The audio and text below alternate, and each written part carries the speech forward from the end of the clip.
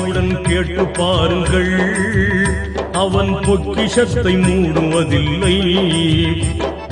இறைவனிடம் கையேந்துங்கள், அவன் இல்லை என்று சொல்லுவதில்லை.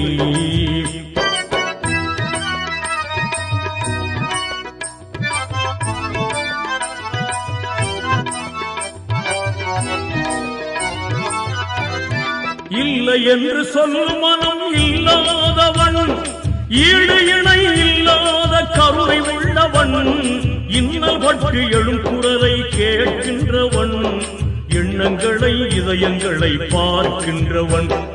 இறைவனிடம் கையேந்துங்கள், அவன் இல்லை என்று சொல்லுவதில்லை.